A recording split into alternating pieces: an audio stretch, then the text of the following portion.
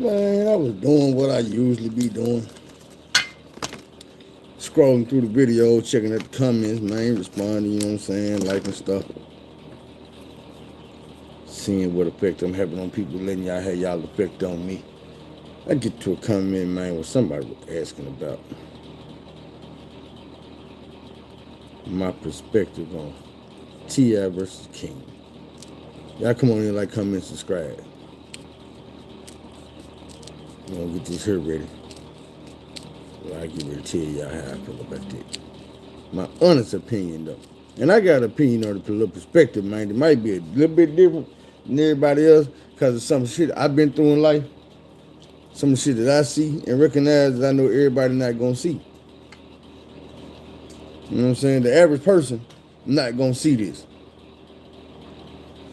I'm gonna try to explain to y'all a little bit about what's going on with King. My point of view. Just things I picked up over the years and things I heard him say out his own damn mouth. What's up with the two? Man, we could talk about the King and T.I. situation for a second. You know what I'm saying? See how y'all feel about that. Let me give y'all my opinion, man, my perspective. I was just saying, man, I think mine a little bit different than everybody else. What I see, man, first of all, let's talk about what happened. From the video I seen, they were talking about the silver spoon shit. And they were trying to say that King had grew up with a silver spoon in his mouth. And King was doing what he been doing lately, which is exposing them for lying. Which they been lying to, you know what I'm saying, a lot more about a lot of different shit, but we're going to talk about him. The reason I say this is because I seen the interview that he did, right? And they were talking about how he grew up, and he was like, man, the funny thing about it is, I did not grow up with them. I didn't grow up with my mom and daddy. He said, man, when y'all see me in that house on that TV show, they be done sent the car. I get picked up, get dropped off at the house. They film us. Film and stop. Bro, I get back in that same car and get dropped right off in the hood. At my grandma's house. That's where I grew up at. That's the only thing I know. All right. Right, damn. That explains a lot. So then when you realize that when they talking, hold on, Rick.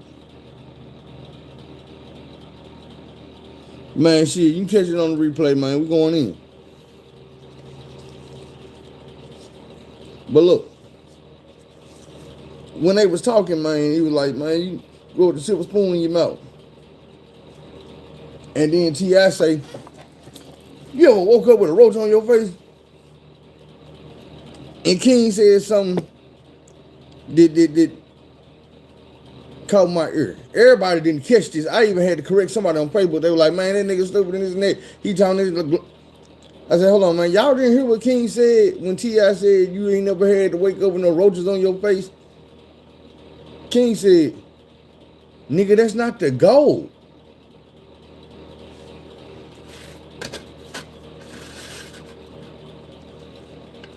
That's when he commanded the conversation right there. When he was the only motherfucker in the conversation making any sense. His mama and dad is saying, you ain't never had no roach in your ear. You ain't never had no roach on your face. And he like, nigga, that's not the goal. I'm trying to get my homeboy, I'm trying to get away from that shit. But at the same time, he telling me, he like, man, you sitting there letting this man talk to me like this? This is daddy. He not calling him, you letting my daddy talk to me like this. You letting Tip, you letting T.I., you letting Clifford Harris talk. You letting this man talk to me like this, man. You know damn well this man, I ain't never ate a meal with this man.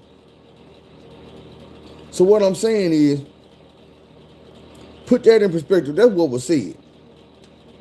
The man been saying that he did not grow up with his daddy. Now, this is the thing about it. Picture yourself growing up in the hood. No father figure.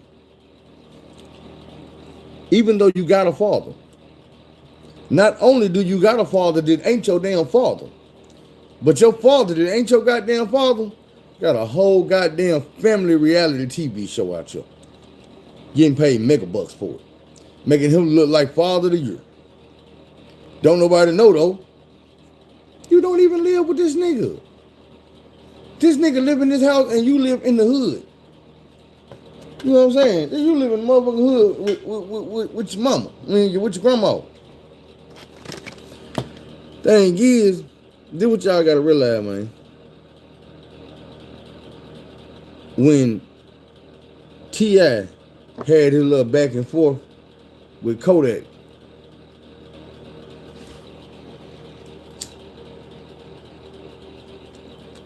over Nipsey and Lauren London, T.I. said some disrespectful shit to Kodak. Thing is, what's up with her? Kodak a Big Z. Big Z real Haitian. So check it out. You got Lil Z's all over the place is gonna ride for Kodak. They don't need permission. They don't need the green light. They don't need to go ahead. The Haitians don't work like that. That ain't how it happened. You cross the line, you get drugged back across that motherfucker. So what happened was, when T.I. was running his mouth with Kodak, getting in other people's business, King popped up on the internet getting socked up in the bathroom. Y'all remember that? The King was young, he was in school fighting in the bathroom, right? Go look at the time frame of what was going on when he had that fight. Kodak and his daddy was into it. The reason why I'm telling y'all about that part is because of this here. If you go back and you watch that fight, a King fighting in the bathroom, that nigga that was in there socking him up had a whole Sniper Gang t-shirt on. That nigga that was in there socking his son up had the Sniper Gang shit on. He act like he didn't see that when he seen that video. Ain't no way I would have missed it, bro. I'm watching my son fighting in the bathroom and getting beat up. And a nigga that I'm beefing with, logo is on the nigga chest who whooping my son. Come on now.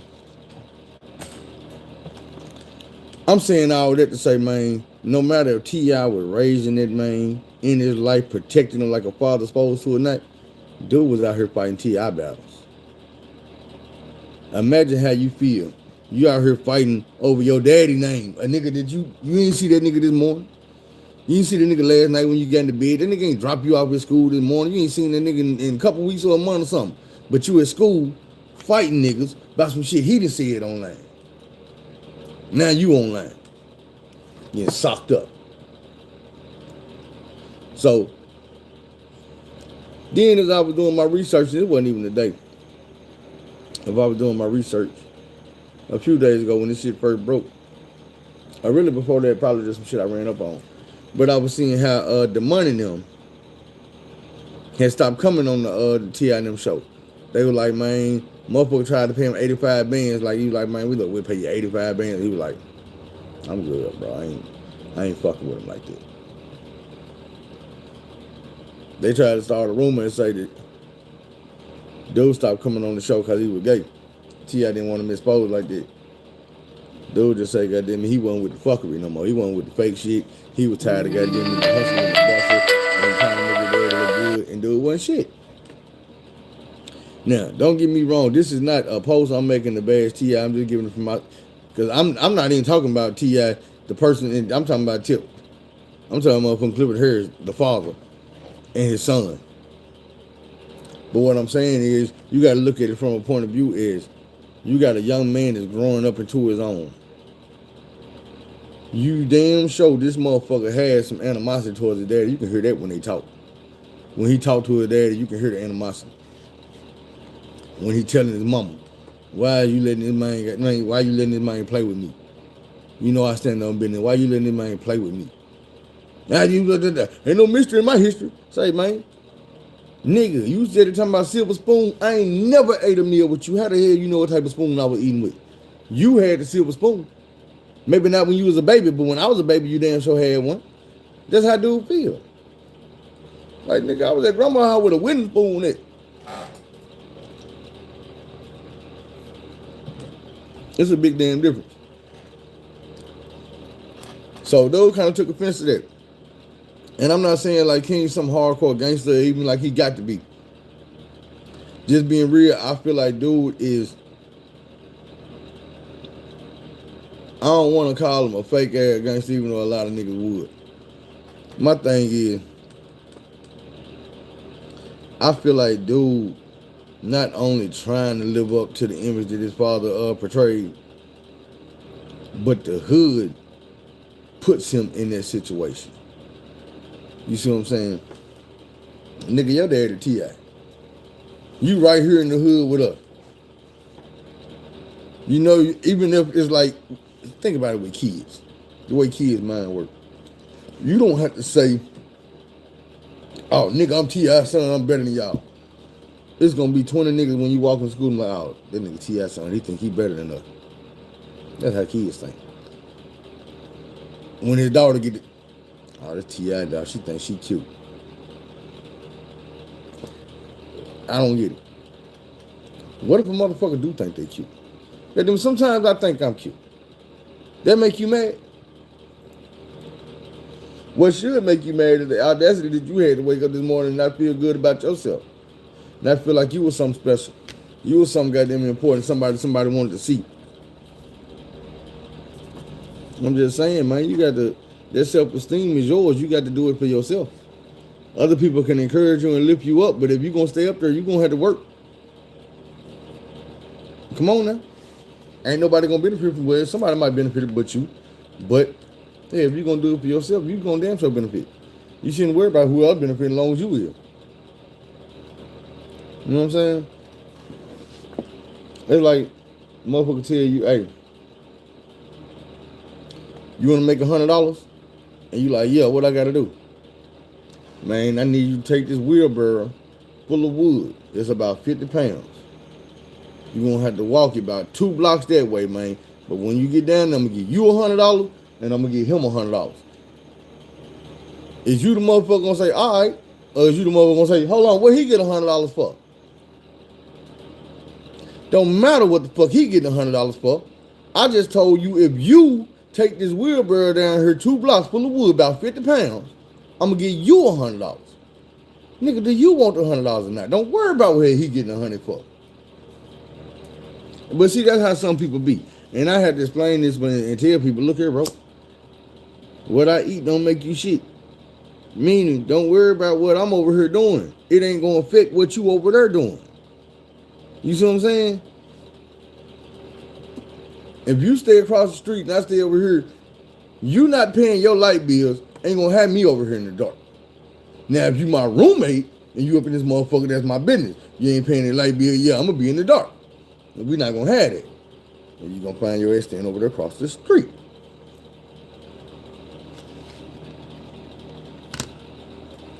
Man, it's all good. You know, that's what I'm here for. But just in out of curiosity, what's one of the issues I done helped you with?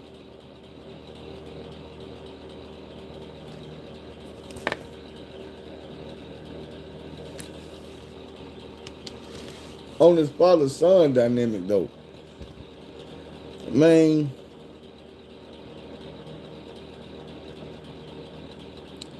things ain't always easy, but it ain't as hard as people make it out to be neither. Because it's the thing about it, man. A son wants to be like his father. And I'm telling you now, good or bad, a little boy with a father around is going to want to be like his father. Don't give a damn. If your dad in the NBA, I don't give a damn if you end up playing NFL football. When you was 5 years old, you had a basketball in your hand. Because that's what your daddy had. It just worked like that. I mean, we look at Steph Curry like, oh, he's amazing. Generational talent. It'll never happen again, bro. This is the son of an NBA player. That man got 2 kids in the NBA. They been playing with basketball since they was goddamn kids, bro. That's how that happened. You got a motherfucker who got out there and put work in. Day after day after day after day after day. He had proper instruction. He had somebody who had already made it to the pinnacle standing there beside him, showing him the way. Guess what? Kobe Bryant was the same way. This shit wasn't an accident. That nigga grew up every day looking at his daddy playing ball. Listening to his daddy when he coaching him. Come on now. This niggas in the NBA territory right now, they juniors. And their daddy was not just somebody in the NBA regular. These niggas' daddy was them dudes. But what I'm gonna tell you is this here. When they sons come along, that shit ain't genetics. You think it is? Let me ask you this. If LeBron's sons got their genetics from him, well, why the hell his daddy wasn't rich in the NBA playing ball somewhere?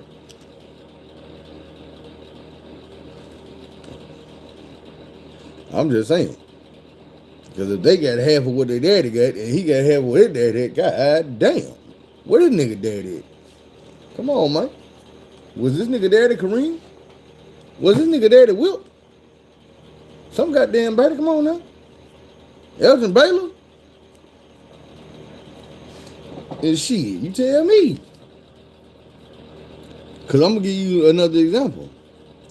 Michael Jordan got 2 sons. The closest any one of them got to the NBA is Scottie Pippen's wife. Be for real. Why? It ain't because they didn't have genetics to play basketball. They had the greatest goddamn gifted father in the world, remember? What they didn't have was that same motherfucker with that know-how and the knowledge and the skill and the drive and that pushing his goddamn kids. Yeah, if Jordan would have been doing his kids like he was doing his teammates, motherfuckers been in the NBA right now talking shit to LeBron. How you gonna beat my daddy? You can't even beat me. They ain't built like that. LeBron kids gonna be in the NBA talking shit though. They gonna do you like my daddy do you, nigga. Pow. You want the old version or the young version? What you want? Wait till my little brother get here. Man, come on now. Thing is, Pops be out there working with them. He be out there teaching them. He have other NBA players. Hey man, say man. Critique my son, bro. Come to the game and watch my son, bro. I'm his daddy, so he ain't gonna listen to me. I done told him everything I can tell him. I'm biased. So when I see him, I see my son. You come watch him. I want you to see a basketball player. Now LeBron think on that type of level. It's like I tell him, like, you gotta realize, Bernie James been a millionaire. Ain't had shit to do with basketball. Ain't had shit to do with his daddy. That nigga knew how to pimp himself. He like, oh shit, I'm LeBron James' son. That's worth something. Let me go to these motherfucking video games. Yeah, y'all like to watch me live because I'm LeBron James' son. You know who I am. That's all you know is who I am because of my daddy. But y'all like to watch me.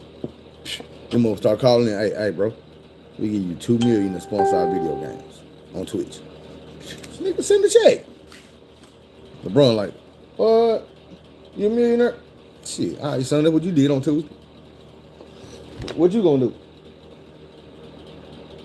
I've been wondering what the daughter gonna do. I look up and see her on the commercial. Check ball. Pass him over to LeBron. LeBron said, oh, you serious? I said, boy, you know she got a check for that. If she don't never play basketball, she just made basketball money. Ain't 10 years old yet.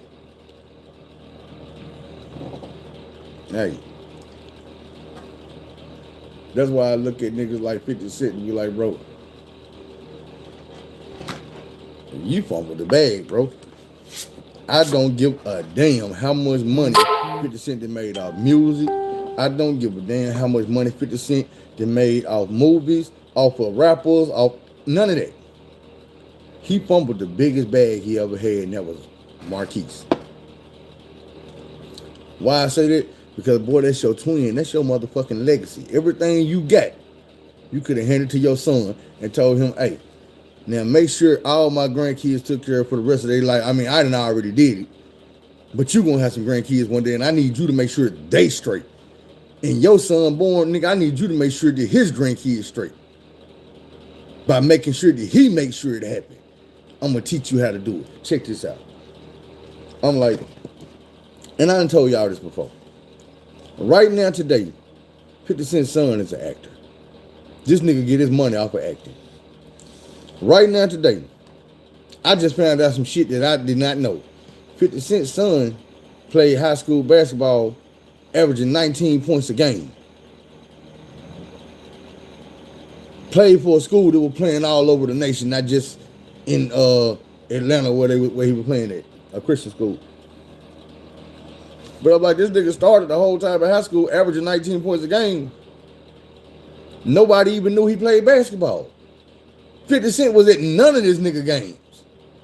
Like, nigga, imagine you actually show up at your son's game like LeBron show up his son's game. Oh, all of a sudden your son is, and all the schools is giving him scholarships. The man wanted to be a basketball player. And when he didn't get no offers, averaging 19 points a game, he quit. Decided he was gonna do music and acting like his daddy. I seen the nigga in the movie. And I'm gonna tell y'all on my mama, the nigga he didn't have the biggest role in the movie, but he had the coldest role in the movie. He was a little nigga that always was trying to get the older nigga to, man, put me on, nigga, give me some work. Little nigga was clean or whatnot, but he just seemed kind of soft. Nigga wasn't really fucking with him. So at the end of the motherfucking thing, nigga was getting work, but he wasn't getting as much as he wanted. At the end of the movie, man, Marquis went and put the blame on Dude Blau. Right in the middle of daylight, took his work and took over. That was the end of the movie. But he was a little kid, man. He was probably like, in the movie, he probably like 16, 17 years old. He was older in real life, but in the movie, he was young. And when I saw that shit, I was like, dude, really a better actor than his damn daddy. Like, I mean, 50 Cent, you ain't no good actor, bro. You all right. You all right to be a rapper. Not really. Like, Luda all right to be a rapper with. Not really. LL Cool J, Ice-T, them some rapping ass actors. Tupac, rapping ass actor. You all right. Your name get you through there, bro. I'm not gonna sugarcoat to tell you which one it is. Your son, he ain't the best actor in the world, but he better than you. And he is damn sure better than that nigga you got playing Kanan, bro. You should have had your damn son playing the mini version of you in that goddamn show. I don't understand how you missed the ball. You dropped the bag on that, bro. Meanwhile, Meech's son is a bona fide superstar, nerded than a motherfucker. But he out here modeling clothes and all this shit, and he making his own motherfucking money. He got family, he gonna take care of him. He ain't depending on Meech or no drug money or none of the bullshit from the past. He done opened up a whole new lane to make a revenue stream for his family. It's legit money. When nigga Pops went to jail, he was this big. Imagine him telling Pop, man, when you come home, I got 20 million put up for you. I got 50 million put up for you. And Pop's looking at him like, man, my son did all this and didn't do it with dope. You know how they make a motherfucker feel when they look back and say, man, my son did all this. He riding them same cars I was riding, and the police is not chasing him. He wearing them same big ass diamond chains I was buying, and he ain't robbing and selling no dope to get them. Like, man, I know that shit right there made Big Meech proud. I be hoping 50 repair their relationship with his son, man, just because it's like, bro, you is such a famous black man, businessman, entrepreneur, story coming from the ghetto. And I'm like, bro, I remember you rapping about getting a coat with the matching hat. You know what I'm saying? I remember you doing interviews and talking about that same coat, how you was asking your grandma and your grandpa and them for that shit. And they couldn't afford it, so you went out to the street, started selling dope. I remember you saying that shit. Whether it's true or not, I don't know. But what I'm saying is, when your son came to you at 15, 16, 14, however it was, and he was telling you he wanted some material shit, and it was important to him, why do you do anything in your power to keep your son from going to the streets? Making them same mistakes you made. Because at the end of the day, Peter, what you should learn was, no matter how good you was at that street shit, that is not where your success came from. That is not where your love came from. That is not where your respect came from. That's not where your chicks come from. But you still playing niggas like that's where all this shit coming from, bro. You so far about the streets, it's pitiful. You can't rap about the streets no more. You can't rap about dope. You can't rap about holding pistols and being in trap. Bro, we know you live in the high rise. We know you fly on private jets. We know you eating the best of places. Yeah, we know you will still go to the hood and all this, but what I'm saying is, bro, we know when we see you in the hood, you not there to do no hood shit. Yeah, you will pop up in the motherfucking neighborhood and go to a restaurant, no security, no none of that. People gonna run up on you and ask for autographs and want to take pictures and all this and that. They know you not in here to sell no dope. You not in here to shoot nobody, to rob nobody, to kill nobody. It was a time in 2003 when a nigga might have thought that. Like, oh shit, they gonna fit the nigga what he on. Man, you's a businessman, bro. A real live businessman. You wear more suits than do-rags these days, my dude. And all I'm saying is, you got to get that street mentality out for you, man, because it's millions of us watching you that need an example of how to put together a father-son relationship. And my thing is, my dude, not only do you not give us that, but you extra petty, my nigga. And I know that's just your personality. It's just your personality. I get it. But I got to go back to the Spider-Man shit. My nigga, with great power comes great responsibility. You was on the platform. A very big platform. This motherfucker huge.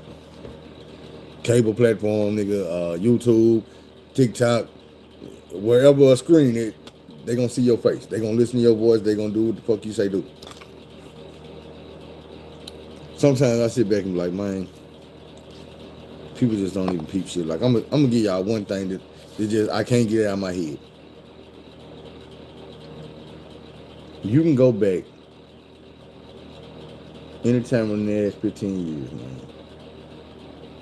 Any 50 Cent interview. And wait and count how many times he says the word actually. Or actual. I remember 50 saying when he first got signed, how they sent him to an elegance class and they would teach him how to use the motherfucking fork and the salad fork and put the spoon and all this and that. And they would teach him how to talk and how to sit. And he was like, man, they would teach him how to say words like actual to insert it into the conversation, to give people a vision, to make them start. It's a word that gives you, it's like a click word in your head that makes you picture what I'm about to say. So instead of me saying, man, I've been working on the video, he'll say, so we've been working on the actual video. This is when the words make you say, okay. You don't know it, but somebody taught him that. And in the last 15 years, that man ain't been able to stop saying that. It's just fuck with me. Every time I see an interview, he gonna say that word 3 or 4 times. And I know why. And I'm like, bro, I could never look at you as a hood nigga, but I know you've been programmed. You know what I'm saying? They took you to a class, bro, and taught you how to act, taught you how to manipulate, taught you how to speak. You know what I'm saying? They do the same thing with politicians when they tell you to sit, hold your hands like this, assert yourself when you talking to people, the way you look at them, the way you nod your head, when your hands shake and you grip. And man, there's a lot of shit people could read up on, check on this shit, man. There's too much shit we can tell you right now. But it's things that you learn from having a father in your life. A lot of us ain't got that. I had to tell somebody today, man, in the comments. They were like, man, don't nobody want to go to the prison. What the hell you making these videos for? We don't give a damn. I had to tell them, say, bro, you realize that you came and watched this video and it got the title on it to tell you what it was about. So you wanted to come watch it. Not only did you watch it, but you watched it, then you took the time to come down here and make a comment. So, did something. I say, but since you're being negative, you take this time to turn this into a positive. That's what you got to realize, bro. Majority of people in the world don't want to go to prison. Over 99% of people in prison didn't want to be there. It's easy for you to say, well, they didn't want to be there, then why they do what they did? My response would be something like, first, a small majority of people, or should I say a small minority of people, actually didn't do what they in prison for. A lot of people did exactly what they in prison for, probably did some more shit. But the thing is,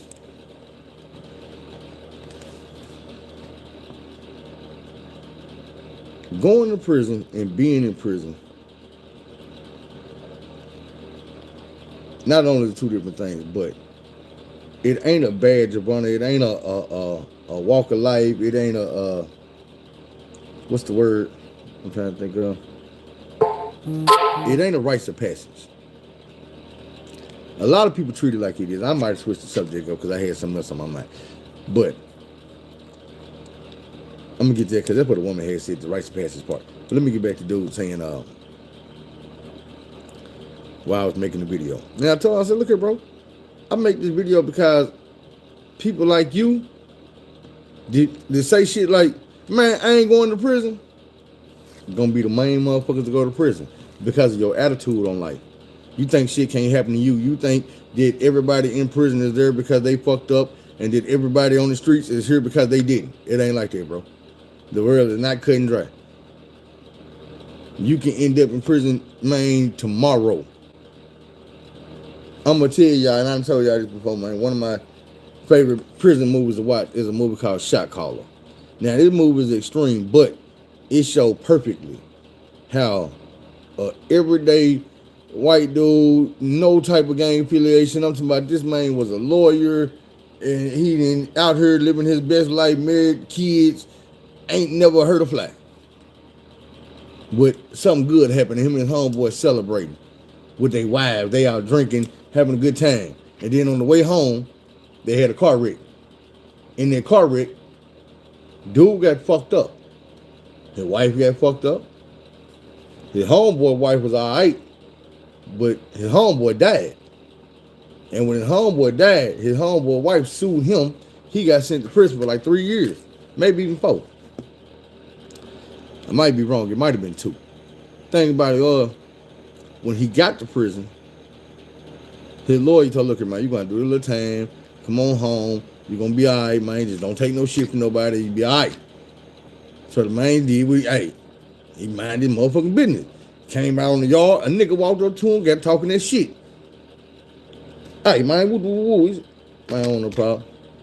Nah, motherfucker. Bang. Serve the nigga up. Police came, broke the shit up, and the white boy was like, hey. This white boy over there? Dude ain't no bitch. He ain't his business. Hey, tell him come holler at me. And he told me, like, hey, bro, it's like this. You might not be racist, and you might not, you know what I'm saying? But in this motherfucker, you're going to have to pick a side, bro. And you already got into it with them motherfuckers over there, so they kind of on your ass already. They plotting on you right now. You might want to join up. Now, I'm going to tell you, if you're going to join, he kept it real with it. I'm going to tell you, if you join up, you ain't joining up for protection, bro. You're going to be in this motherfucker putting your work in. You're going to have to play your part. You're going to have to play your position. And goddamn it, nigga, you ain't going to be able to question none of that. You're going to have to get down with it, get down and do what it do. And dude was like, shit. All right. They sent him on crash. Go kill dude. Go kill. Man, I'm 2 years. Man, I don't give a fuck about your 2 years, nigga. Hey, you part of this. You don't get the question to lower yourself down and say you don't want to do this. I mean, unless you don't want to be this no more, then you're an enemy. So what's up? Long story short, dude had to do that shit. Cost him more time. Ended up getting out. But when he got out, told him the same thing. Hey, nigga, this ain't over. We need you to go over here and set this deal up and do this here. And they were like, what? They like, yeah, bro. You still with us. You don't get out of this. It ain't that easy. You think you get out of prison, you out of this? No. Dude ended up going back to the prison, man, and he settled into the lifestyle of knowing that, hey, look, the only way I'm gonna save my wife and kids is I'm gonna join this here. Well, he had already joined. He was like, look, I just got to be all the way in. But the funny part about that was he decided if he was going to be all the way in, that he was going to be all the way in. Like, I'm not going back in here to take no orders from nobody and to follow nothing. If I'm going to do this, then I'm going to run the whole thing. And he went in with a plan and did just that. But what I'm saying is, you never know what you going to end up doing to survive.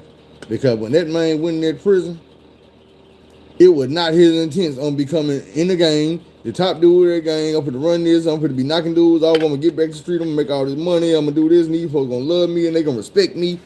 That was not his idea. Dude wanted to come in, keep his head down, and make it home. Make it home to his wife and kid. Man, by the time dude seen this kid again, he didn't even want to see him. He didn't even want to see him.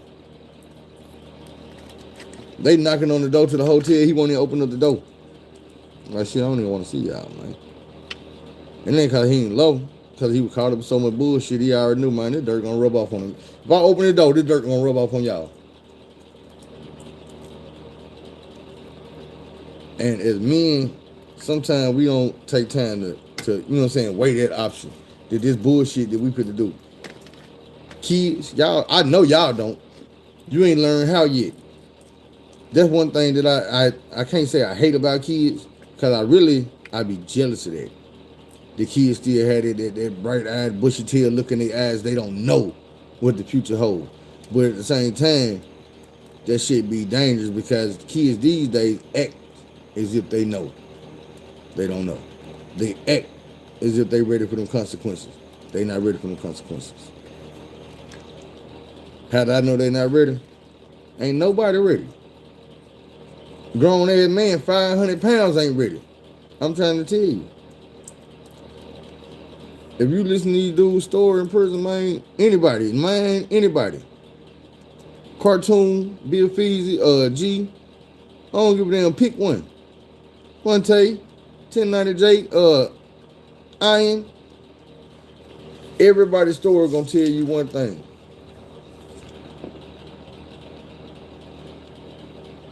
Everybody behind these bars regret being there. I promise you. You ain't heard none one of these stories where somebody told you a story and it was somebody in this prison and they was right where they wanted to be at. I don't give a damn about the times that something good happened and they get happy. The guard was bringing this or that. You know what I'm saying? They got the conjugal visit. They got to see their mama. You know what I'm saying? Whatever it was.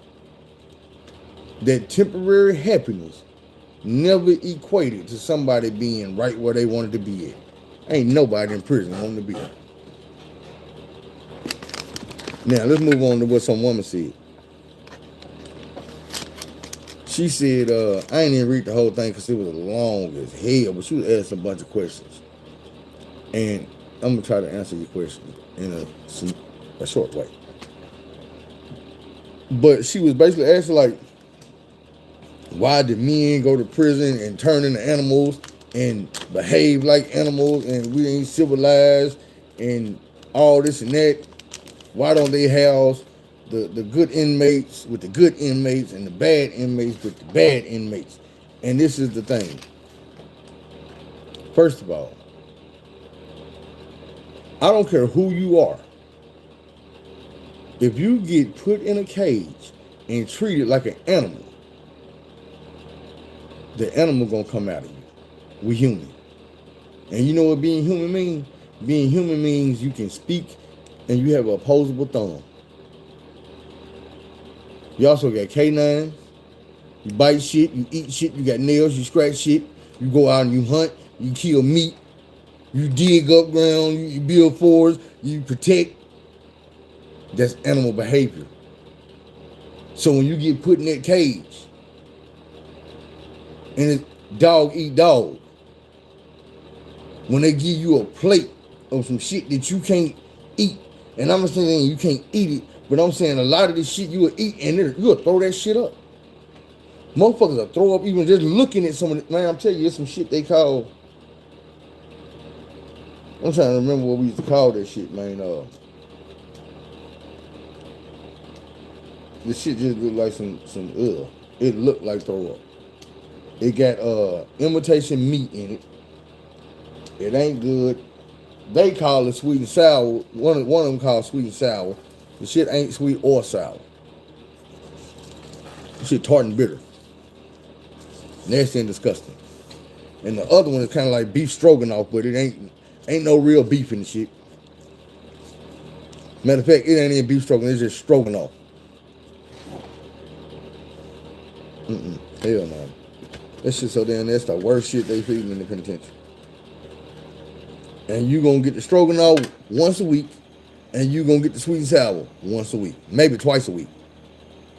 You gonna get this shit, boy. I'm trying to tell you, why I told you when it's time to serve fried chicken, man, they checking ID, somebody going to jail.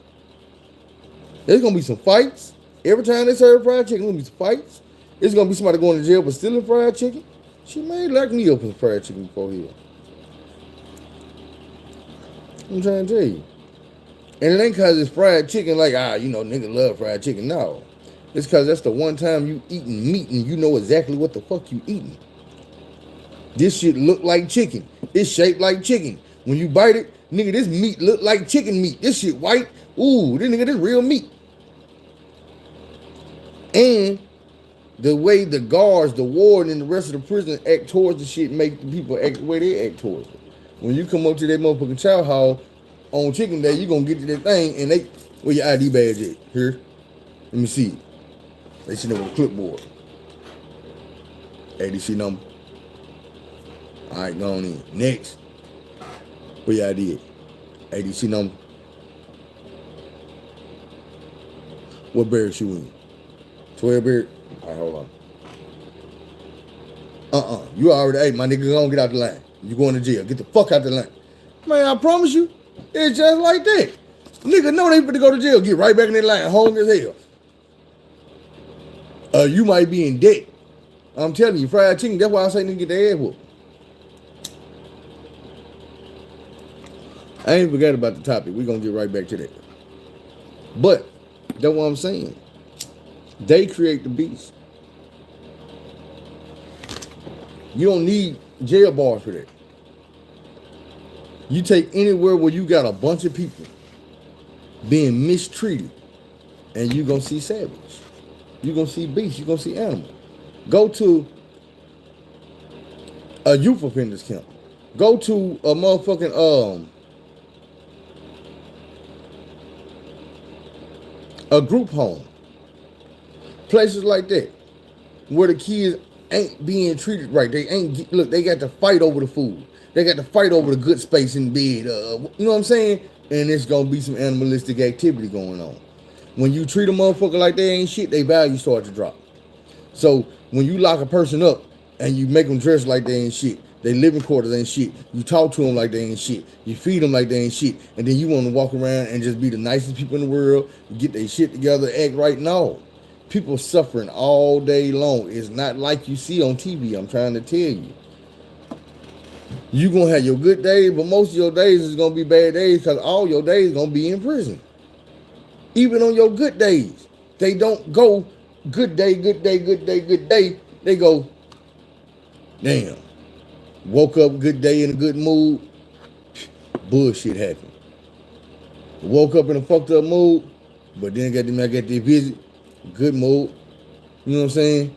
Oh, chicken, good mood. Commissary, good mood. Dude over that money he paid me, wasn't no hassle.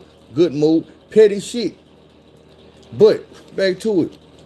This the part that really turned me up on her ass, man, because she was like, she tell all her friends, do not trust no man that been to prison. Do not get no relationship with no man that been to prison. You can't trust them. They gonna beat you. And I'm sitting here like, what the fuck? I said, man, hold on, you wrong for that shit. You wrong for that shit. Judging a motherfucking book by a cover. I started to name this motherfucking episode, don't judge an inmate by a DOC number. But my thing is what I told him. I said, you realize Malcolm X was in prison, right? Like before he got married. What if his wife would have been like, man, I'm not marrying your jailbird there. You realize Nelson Mandela was in prison for 27 years, right? 27 years. Now, you want to tell me that just because he was in prison and he came back home, that shouldn't no woman deal with him, shouldn't no woman want to be around him, shouldn't no woman believe shit he got to say, he's a monster, he's nasty, he don't... Man, get out of here with that shit. So then I had to tell her about myself. Look at me. I said, one thing about me is, if I never told you that I grew up in prison, you would not know that. I've been home down there 17 years. When people meet me and I tell them I've been to prison, they call me a damn lie. I say, but the thing about it is, you, without knowing nothing about me, as soon as I tell you I've been to prison, you're going to write me off. I'm a bad person. You can't trust me. You shouldn't want to be around me. I said, but look at this. After you read this, go read the rest of my comments and read what everybody else say about me. Knowing I've been to prison, they already know this. Read what they say about me. Read how many people I helped. Because the thing about it is, you judging me because I've been to prison, and I promise you, there's some people you know been free all their life, ain't never did a day in the county jail, and they ain't did much to help people. Not just my people, but people, as I did in the last 6 months. Be for real. Don't judge me like this. And I'm going to keep on doing it. Because helping people help me.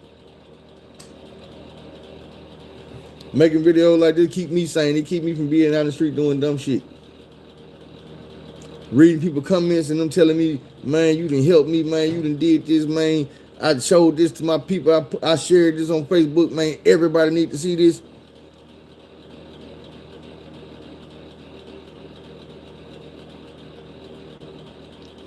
For sure. That's what's up, man. It's just that I feel like people gonna judge you. You already know people gonna judge you. But my thing is, why don't you judge me? You see what I'm saying? When you judge me by saying I went to prison, so I got to be fucked up. No, don't judge me on by what I did. Judge me. Get to know me, the person that's talking, and then make your decision on what type of person I am. Because if you judging me on by going to prison, you judging an 18-year-old. I'm 42. You see what I'm saying? I did a whole another 18 years since then. I ain't fuck up that 18. I got that shit right. Shit, I'm in the middle of my third 18 right now. You see what I'm saying? And it been smooth sailing. I ain't fucked up yet. So don't judge me. I mean, you can, but if you do, then judge me. The person you see, not the person you heard about. Because you ain't never met the dude that was doing that shit. You ain't never seen that dude. Unless I put an old school picture up. You ain't never met Feel Good. That's who used to do all that shit. I got Feel Good tattooed on my arm when I was 16. Deep in the street gang banging. Bill Clinton, the president, that was a nigga that was locked up. Uncle Phil, that's me. Look, gray hair, all that. Ain't no mug shot you gonna find me with no gray hair. No dreads, no none of that shit. And I done had these motherfuckers for some years, over 10. I done cut them off so many times, grew them back, trimmed them. You know what I'm saying? They used to be all up here, all over here. I done cut all that off, put the waves in. I'm just saying, people change. And you have to allow people to change. My only suggestion could be, got about 200 videos on Facebook. If you want to know me, look, I tell these people in my life to their face. It's people all around the world that I ain't never met that know me better than y'all. And you done known me all my life. These folks know everything about me. They know how I think. They know how I talk. They know what I'm going to do in a certain situation that they already know. They know what. This nigga been doing that shit right there since he was a kid. Every time he tell us something, yep, that's him, that's how he act. I don't see no difference between when that nigga was a kid, the shit he was doing and how he was acting, thinking, and moving. And now he in his 40s, and it's like, damn, nigga, you ain't the same no more. I ain't, but I ain't. You know what I'm saying? I don't feel like I'm better than nobody than the person I was yesterday. And that's on purpose. Everybody else, I ain't trying to be better than you. I'm trying to help you be better than you.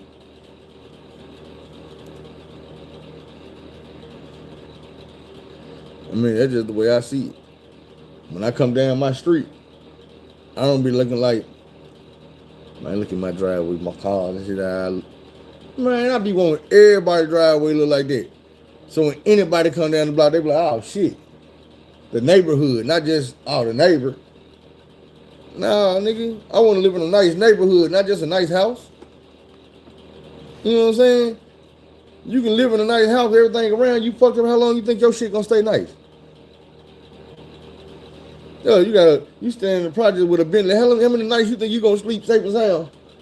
And ain't nobody out here trying to peep in your car, trying to pull the door handle. Man, it's coming. I'm trying to tell you. And I ain't saying you got to go around and move to where everything. Man, be the change you want to see. Be that lifestyle. Back to what I was saying at first. Set that example, man. Dude, you look, don't be afraid to step out there and do the right thing. Cause somebody might catch you doing it. You see what I'm saying? Doing the right thing, just like doing the wrong thing. How many times have you snuck your head out there, looked left and right, jumped out there, did the wrong thing, and got caught? You ain't think nobody was watching your ass, somebody was watching your ass. Man, do the same thing, doing the right thing. Jump your ass out there and do the right thing and get caught doing it. Let somebody see your ass, you might not even know. You might be on the news doing the right thing, motherfucker filmed your ass. Man, look at this motherfucker being a real nigga. Ain't that a hell of a lot better than you being world star? Man, come on, man. I used to tell dudes at work, man, I worked at Wellspun. 12-hour job, 7 days a week. They paid us good, though. Well, not good, but at the time, I thought we were getting paid handsomely. I used to tell all the new dudes, say, man, whatever you do, get caught working first. And they ain't understand what I mean by get caught working. And I had to break it down to them like, look, bro, boss man ain't all the ways around us. We working hard as hell, and yeah, we gonna chill and we gonna kick it and all this. But what I'm saying is, you know, dude gonna pop up. He trying to catch motherfuckers not working. He trying to catch motherfuckers lollygagging. Bro, every day, this is what I do. I come to work 7 o'clock in the morning. I get out there, I go hard. I'm working. Dude pop up in this motherfucker about 7:20, 7:30, 8:50. Man, I'm sweating. I'm working hard in the motherfucker. He gonna pop up and, yeah, that motherfucker hard. Hey, you don't even see me. That motherfucker might be people around the corner like, hey, dude don't even see me right here and he working like that. That's what I'm talking about. 10 o'clock, when he come around and I'm sitting down, dude gonna look at me like, you all right, bro? Yeah, man, I'm good. I'm finna get back. Nah, you straight, man. Go on, get you about 5 minutes. When he come around and see you, you sitting down? You tired? Go on home then, bro. Go on to the house, bro. That you can sit down all you want to the house. Nah, bro, I'm not playing with you. Go on to the house. We'll try this shit again tomorrow. Dude, send a nigga to the house. So I tell him, like, look, bro, get caught working first. It ain't what you do, it's how you do it. Man, go out there and assert yourself. Man, these folks gonna pay you. You getting paid for this shit. You trying to plot on how you gonna take a break, do it the smart way. Do it the smart way. Shit. You here for 12 hours. Don't come right in the door and shit, y'all gonna get it. I'll be over there in a minute. Man, fuck all that. Let's get to work. It's just a mentality, man. You got to goddamn put your mind set to do the right thing, man. It ain't gonna be easy. You know what I'm saying? Just like when you were saying, me speaking on when you come home from prison, bro, it ain't gonna be easy. Because one thing about it is these folks did not prepare you to come home. They left you in there by yourself. They left you stranded. You got to start thinking and figuring shit out. A lot of people can't think. A lot of people can't figure shit out. A lot of them people gonna die in prison because somebody gonna take their life, or because they gonna get more time and more time and more time, and they just gonna expire in prison. That's how that shit work. These folks give you a date when you come home, and when you go to prison, they gonna tell you, okay, you got 20 years, you're gonna do this much time on your 20 years, this is your T date or your P date or whatever. Your T date is transfer eligibility. Your P date is parole eligibility. Now the way that work is, if they tell you you got 20 on the C and you're doing a half of a half, well, half of that is 10, half of that is 5, so you starting at that 5. And they telling you, all right, well, you're going to do this 5 in prison, and then you're going to do 15 on parole. That's that 20.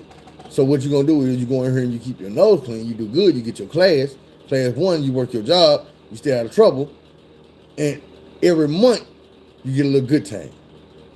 They might give you 3 days. Okay, well, your PD day was June the 20th, now it's June the 17th. Another month go by and you ain't got no trouble. Your date might go down, okay, now it's June the 12th. By the end of the year, okay, well, boom, you ain't even in that year no more. You done dropped down now. You at December the 2nd. November.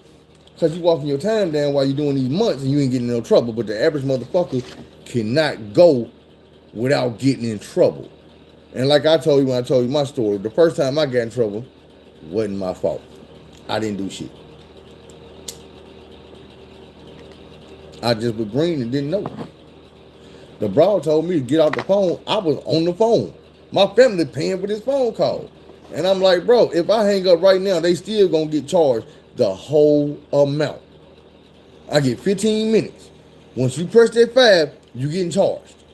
It ain't we gonna charge you $3.99 for the first minute and then 99 cents for each additional minute. No. Nigga, this call goddamn me $20 and you say this motherfucker 5, we taking $20 out that account. Cause you got to have a motherfucking account linked to the phone. You see what I'm saying? They gonna get their money as soon as you, it's like you swipe the rest of 20. So I'm telling her like, no, she went through all that bullshit. I just didn't know. Ain't no point in writing her up for the bullshit she did because nigga, that's the guard. They gonna ride with the guard. They don't give a fuck about me, what I'm going through, or none of that. The only time the COs and the wardens start giving a damn about you, I'm not gonna say inmates because they ain't never gonna just give a fuck about the inmates, but you as a person is when you got somebody on the outside, preferably more than one somebody, just on their ass. What's up with my child? What's up with my husband? What's up with my son? What's up with this and that? Where my son is? How he doing? They gonna get tired and they gonna get tired of hearing about you. And if you ain't the type of motherfuckers in there causing no problem, boy, they gonna be like, look, go get dude out there classification. Now get dude his motherfucking class. Get him down there in that motherfucking barracks with the clerks and shit, where ain't no fighting going on and all that shit. Get dude down there. Cause I ain't trying to hear dude mama if something happened to him, we gonna have lawsuits and all that shit on our hand. The news gonna be down here. Get dude down there and get him safe. Man, real shit. Y'all be asking what you can do. That. Have somebody give a damn about you. Somebody care about you while you in their prison. They got to make a fuss about it. Because if they don't make a fuss about it, bro, I'm telling you, look, I done seen people down here dying. I'm talking about got real life diseases, face swole up, legs swole up. I'm talking about got gangrene, got bit by spiders. And they, man, I'm talking about, look, I done seen some nasty shit going on in that prison, bro. And these folks don't give a damn about you. They don't give a damn about you, man. I'm telling you, I said, look. I see the dude got bit by a brown recluse on his arm. Another dude on his thigh. Same thing happened with both of them. When I tell you these dudes had holes in their arms this big, bro. Where they could literally dig and stick their in their bitch like this and it'd be disappearing inside their arm or their leg. And what the doctor used to give them like a little string. They put the medicine on the string and they'll curl it up in there and try to bandage it up. Man, but that's it.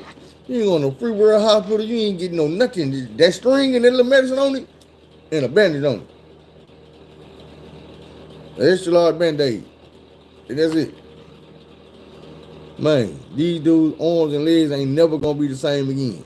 That muscle tissue ain't growing back. Y'all let there and let these dudes' muscle tissue rot away. Man, come on now. As soon as they got bit, you should have shot them out to the free world hospital, got them treated a couple days later, came back, been good as new. But in prison, they don't give a damn about you. You got to make them give a damn. You got to have somebody calling up there on these folks' ass. That's when they gonna start giving them in. But the thing is, why I say you got to have more than one person, or they got to put the full court press down, is because if they just put the half court press down, them folks gonna put the other court press down on your ass. Your family get to call their bullshit, or they did call once or twice. All they did was put the spotlight on your ass. Now the guard, look at this, who is this nigga? But you just ain't putting that pressure down, and they could start fucking with you. Because they ain't gonna like they calling up their shit, because the way they see it is, shit nobody give a damn about y'all. Shit nobody call up here. Your wife love you to come visit you. That bitch shouldn't love you. She shouldn't visit you. She shouldn't answer your phone calls. That hoe shouldn't write your ass. Man, all type of shit, bro. Guards do, man, look. And that's another thing I want to explain to her. Just because somebody not locked up don't make them a good person or a trustworthy person. Most serial killers is free. Living beside you. Working with you. Driving your Uber and shit. You know what I'm saying? Making your motherfucking latte at Starbucks. Walking their dog through the park. That type of shit. But you'll look at me like I'm not gonna snatch your purse. I'm not gonna snatch your purse. I'm not gonna grab you. I'm not gonna harass you. No, none of that shit. I want nothing from you. But you to have a good day. As long as you have a good day and they have a good day and they have a good day, I'm pretty sure I will too. Everybody having a good day make everybody else have a good day. That's just how they work. I found that out in life. A miserable person can't survive around a bunch of happy ass people. He's gonna try to make them miserable, he's gonna get the hell on the way. But if y'all sitting out, everybody happy and jolly and having a good time, a miserable motherfucker gonna get the fuck on down. That shit is like a magnet. Opposites. You know what I'm saying? But to answer Lil Mama question, man, you got to judge a person on their merits. You know what I'm saying? You got to look at a person and see what they got going on. Just like when I tell y'all about the sayings. One of them sayings just happened to be, don't judge a book by its cover. And I tell you, the reason why things are saying is because people say them, and they've been saying them for God know how long. But the reason why people continue to say that shit is because it's been proven to be 100% true.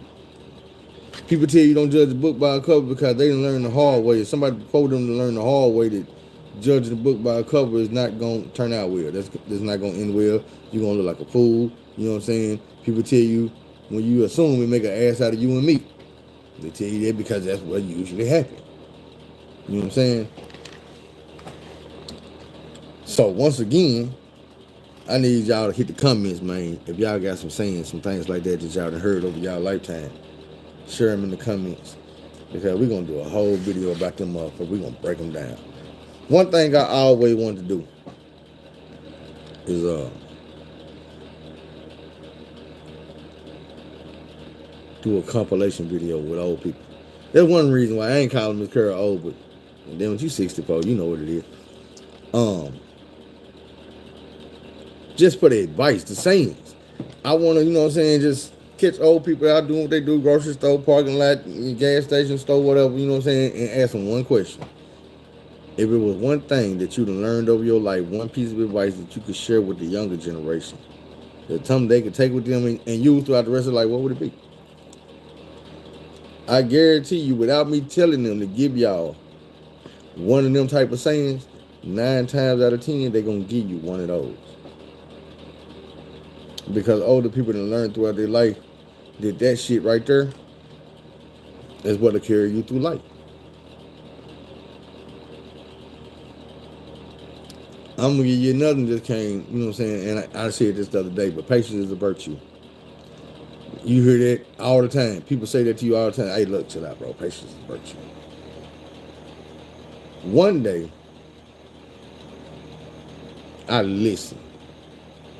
I heard it and I listened. And what I got from that was, patience is a virtue. But the question I asked myself was, what the fuck is a virtue? So I looked it up, found out what a virtue was. And I said, okay,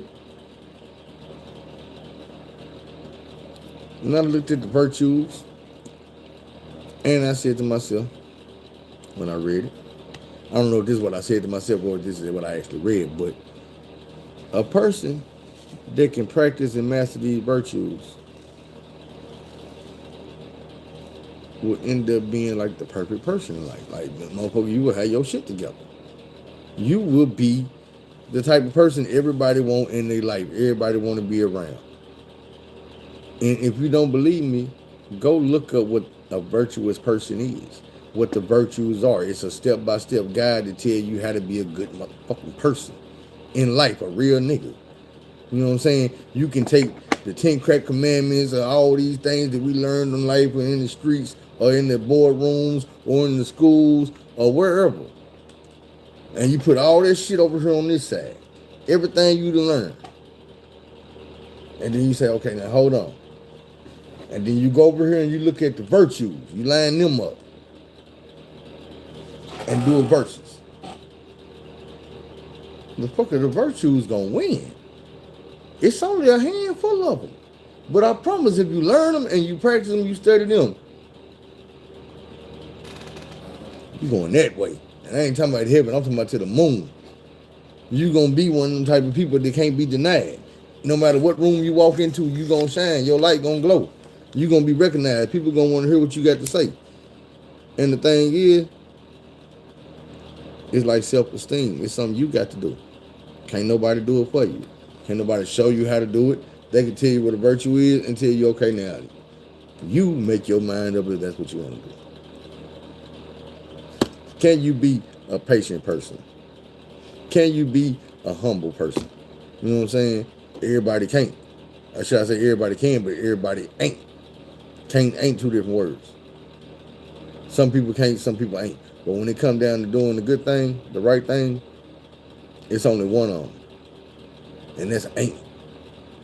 Everybody got the ability to be good, to do good, to be right and to do right, to take the wrong road instead of the wrong road.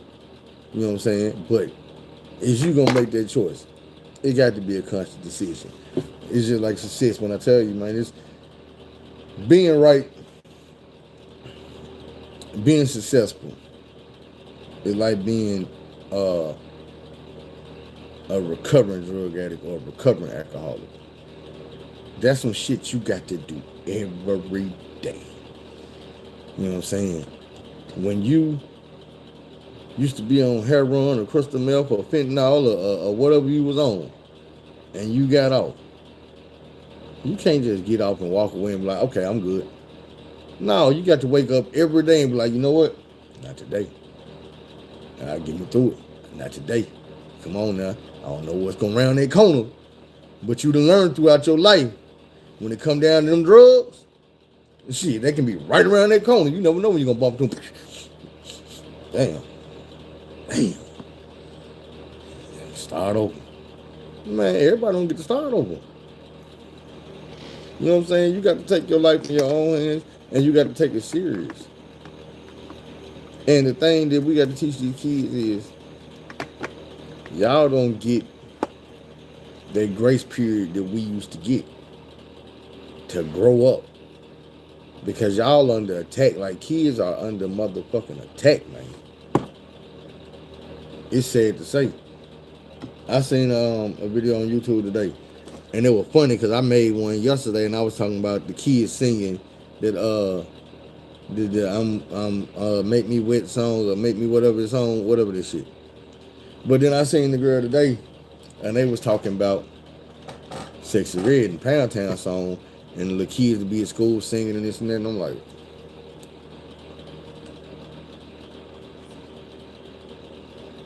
why is it? And I'm not just gonna say women, but come on now, we know. Why is it that parents have relaxed so much to the point that they let their kids listen to and sing that song? I'm just saying, like, I'm 42. We've already established I like to do my thing. We've already established that I'm good at it, that I can get paid for it, that they need to put this motherfucker in a can. They need to put this motherfucker in a spray bottle. But what I'm saying is, that's the reason why my videos say not made for kids. Because I say that type of shit. And that type of shit ain't for kids. You see what I'm saying? I instruct grown folks. I tell y'all how to speak to y'all kids, how to listen to your kids. That's the most important part. How to speak and listen to your children. Because I've been a child in a situation where I didn't know how to express myself. I was dealing with grown-up situations. I didn't have the grown-up words to talk about this shit. You know what I'm saying? But what I also didn't have was a grown-up that knew how to talk to me about it. We had motherfuckers that'll show you that video at school, or they'll come talk to you and they got pamphlets or whatever, man. But I never had no grown person that sat down and let's really talk to me about what was going on with me. They could listen to me. My main problem, and this, man, look, all my life, this has always been my main problem, I feel like, with the abuse that I went through. It wasn't the physical part. It was the aftermath. It was the me wanting to vent, wanting to talk about it, needing somebody to talk to it about. But if I talked to my big sister, she would usually get madder than me and tell me to let it go. You need to let that shit go. Like, how long you gon'? And I'm like, man, do you not realize that's like worse than what happened? Because it ain't like I got too many people in this world that I feel like I should be able to depend on and I should be able to run to and tell anything. So when I do come to you and I tell you something, man, all I need for you to do is listen. I'm not expecting you to go and kill dude or go and save the world or go and fix the day or make it stop hurting or none of that, but listen. And don't throw it back at me like, nigga, you need to stop being weak about this. Man, come on now. You know what I'm saying? And I finally had to get to a point where my mind crossed over and let me know that, you know what, bro? You ain't gonna get no answers to that bullshit. Ain't no answers to it. Thing about it is, that's all right. You straight. You might not have been straight back then, but this ain't back then. Learn how to enjoy your right now. You see what I'm saying? No matter what happened to you in the past, what you went through, you got to learn how to enjoy your right now. Because right now is what you got. That shit gone, and that shit ain't promised. That's why this the present. It's a gift. It's what you got. Every day, every moment you breathing, that's the present, that's the gift. Because you're not promised to get it tomorrow. You're not promised to wake up tomorrow and get that oxygen, that air, that food, that water, that look at your mama, that look at your kids, that hug. None of that. Ain't none of us promised that shit, bro. Man, that shit could be gone in the blink of an eye. It shows I'm sitting there talking to you. Somebody could be up in the sky doing some stupid shit in the plane, and that motherfucker put the land on my, and I'm gone. Never seen it coming. I'm just saying anything can happen. You never know. So when you figure that out, then you got to stop being afraid to take the long road instead of the wrong road. Do things the wrong way. Said the wrong way. I said that wrong, so I guess we got to keep on going. I'll try it again in a minute. What y'all got going, man? I know Lonzo ain't the only one still in here. Oh, damn, I said that. Everybody that disappeared thought I could be gone. Yep. Just like when LeBron won the championship, everybody gave up on him and went home. He said, all right, I got you. I got you. On that note, let me come up with another story, man. Something to make a motherfucker mad they left. What y'all want to hear about? Give me something. I said I was gonna start doing them.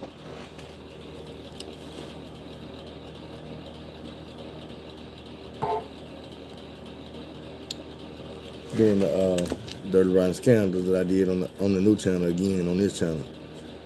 I ain't gonna do no reposts. I'm gonna do it just a whole nother video, but I ain't gonna do it right now because I need that shit to get its own storyline. But we started out talking about T.I. and King. So we'll wrap it up with that.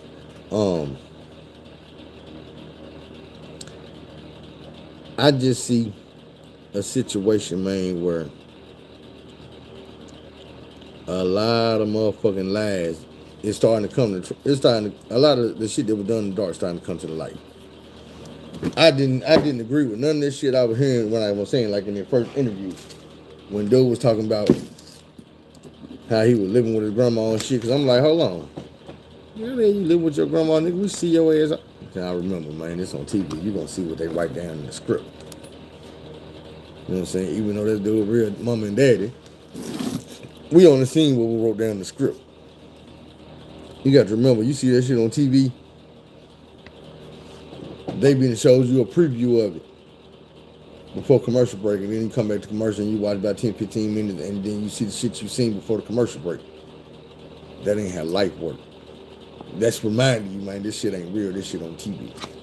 Now, let me break something else down to you. This what fucked me up from reality TV altogether. Nigga say I'm soft. Man, didn't you get banned last week for this same damn comment? Anyway, do your thing. What the fuck was I supposed to say?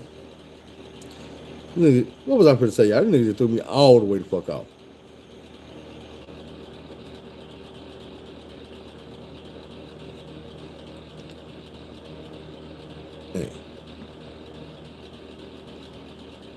Man, somebody help me out. That's some good shit coming.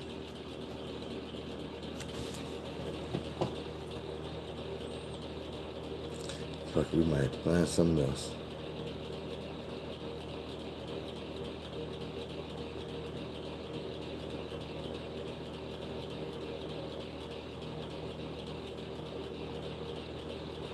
Hey, y'all ain't got nothing for real?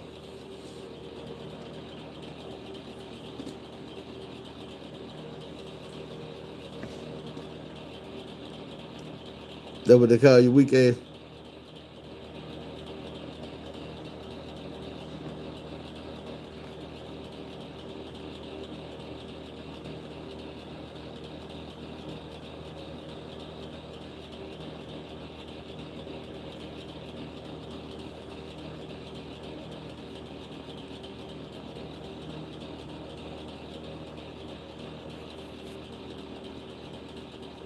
All right, John. Had to take care of dude right quick.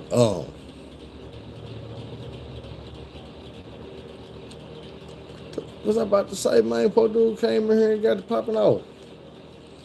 I really didn't forget. All right, I got a question. Cause this shit happened in every video. Do y'all be laughing at me when I be forgetting what the fuck I was talking about? Or did that shit be frustrating? Like, nigga, you was talking about this, just remember. You can't be doing that, because if you was, somebody typed this shit on the screen. Half of y'all probably be goddamn me doing what I be doing, so you be like, shit, nigga, I forgot too. Either way, since I can't remember, don't be afraid to take that long road instead of the wrong road. Do things the long way instead of the wrong way. But tell somebody you love me out.